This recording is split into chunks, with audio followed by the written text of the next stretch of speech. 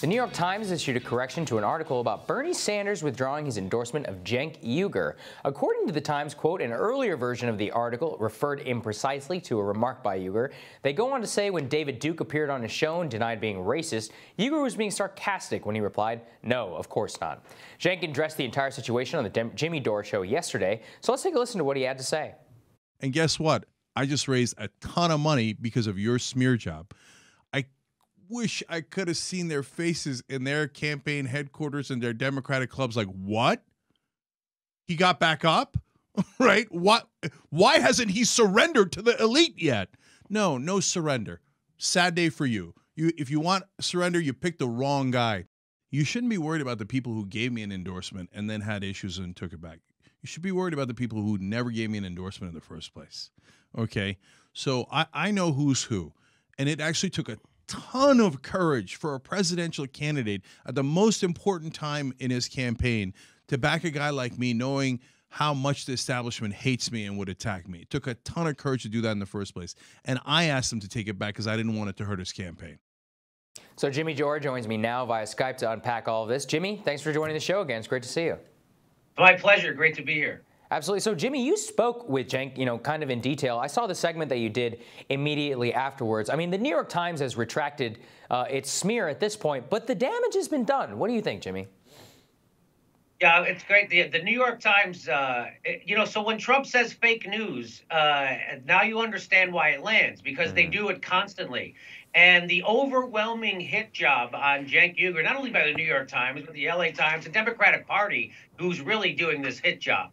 Right, and it's just being repeated by hack journalists, right? So Cenk Uygur, it's very easy to support a guy like that because when the entire establishment is attacking him, right?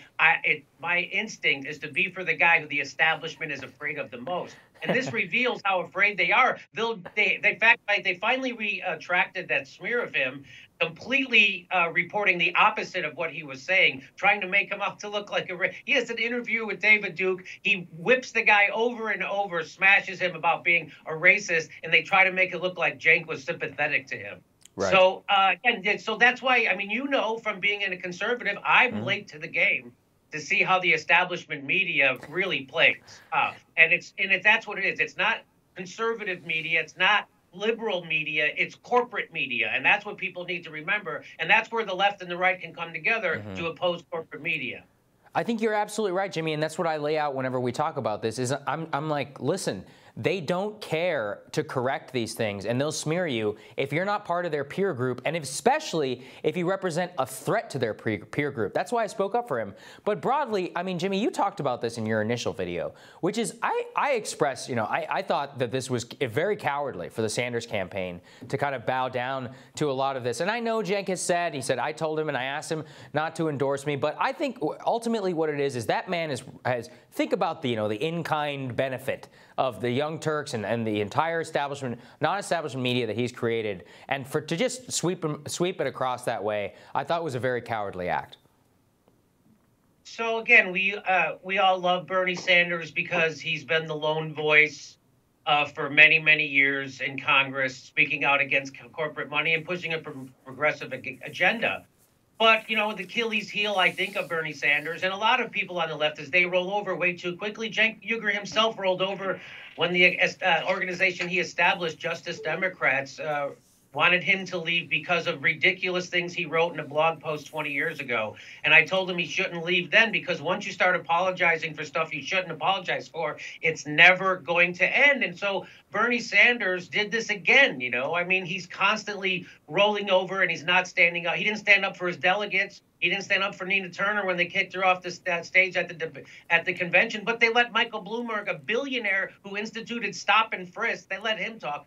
So again, this happens over and over, right? And so now him retracting his endorsement for Cenk Uygur, who probably did more for Bernie Sanders single-handedly than anybody else in the country or his entire political career, and then he throws him under the bus. And what does that do?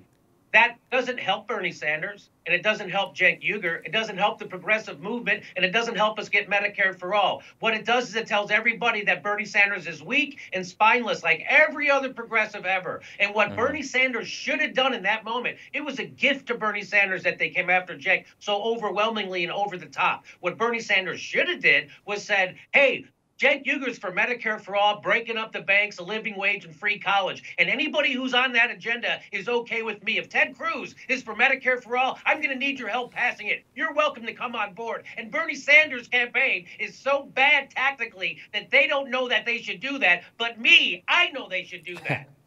No, you're right, Jimmy, and that's how I looked at it. I just couldn't believe that. I mean, I did a whole monologue on this afterwards. I want to get your opinion as somebody on the left who actually has a real spine here, which is that why is it that there is so much feeling among so many of these people that the intersectionally woke left has to always be appeased and that they have to give in to so much of this PC litmus test, which is really set by bad faith actors from the very beginning. Now, you've been smeared like this, so I guess maybe it's from your own personal experience, but why is it that they have that inclination? I just don't understand it. Hey, I don't understand it either. When I was talking to insiders, people who talked inside of his campaign, what have you, and they were telling me the reason why Bernie rolled over on Cenk like this so quickly was because he was getting a lot of pressure from the intersectional left, right, and woke left.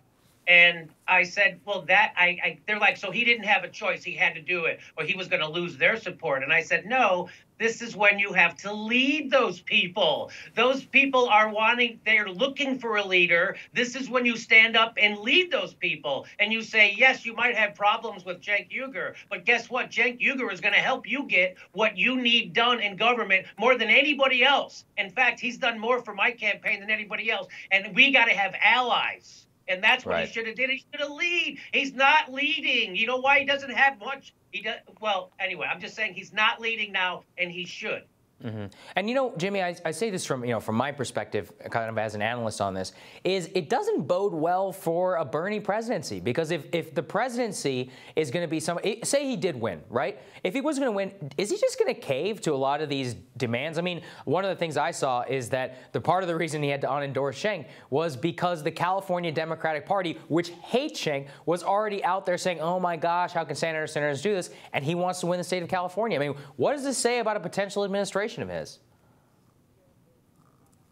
It's concerning to me. That's why I speak up, right? So, Bernie, even, I tried to make the point that even if you're wrong, if you're defending a friend and showing loyalty publicly, people like that. Yeah. People like to see you. It's attractive. There is nothing attractive to watching you roll over to the loudest voices and the squeakiest wheel in your party or outside of your party. It gets you, again, what it did was it extended this news story on this news cycle on this story in a negative way. Again, I love Bernie Sanders and I love his policies, and I'm going to do everything I can to help Bernie get elected.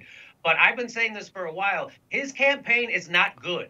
They're not. The reason why he's doing as well as he is because of Bernie. And because people like Bernie, and he has a bad picker. He picks bad. His communications director, Josh, many people have told me this guy's backwards and he's yesterday. And so there's lots of people in his campaign that are bad. And I don't know, but I've also been told that Bernie makes most of the decisions. So I know for a fact they're making bad tactical decisions like this. This got him nothing. And it shows he's not a strong leader. And he played into the stereotype of the lefties that they're spineless. Yeah. This got him nothing. I absolutely agree with you, Jimmy. Thank you so much for joining us. Really appreciate it. Thank you. Of course. We'll have more Rising for you right after this.